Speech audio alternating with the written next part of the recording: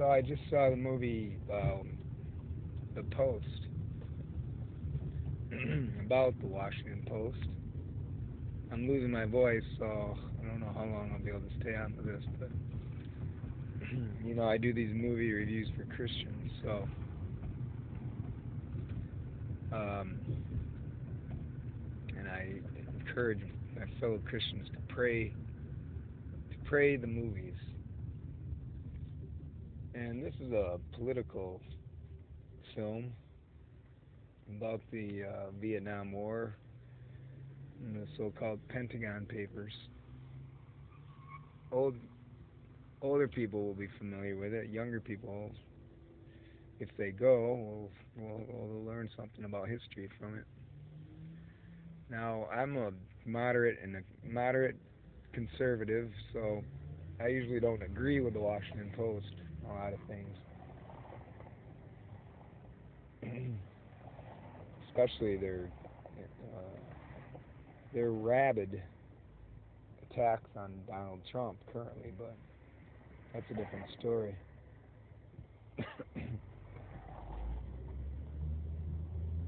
um, but in this matter, about the Pentagon Papers revealing that the Vietnam War was pretty much losing, failing, even maybe unwinnable, and they knew that, but they kept going. Um, Seems like egos, political egos, got in the way of wise and sound judgment at the expense of our American troops, our young men. So, for that matter, on this issue, the Washington Post might have done. Looks like they did the right thing. I don't know if it helped end the war. Helped them. I don't know if it increased the speed at which America finally pulled out. I don't know. I'll have to study that. Or if this is just a matter of freedom of the press victory, because the Nixon administration tried to quash the New York Times and the Washington Post from reporting on this story, but the Supreme Court ruled in the favor of Washington Post and New York Times, and they think this is what turned the tide for the Washington Post and made them a major newspaper. Could be.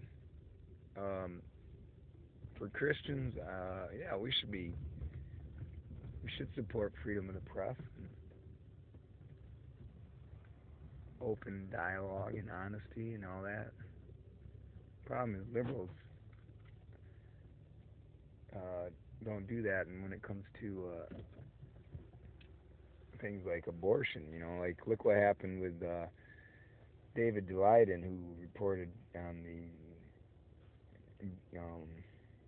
baby body sewing business, fetuses of some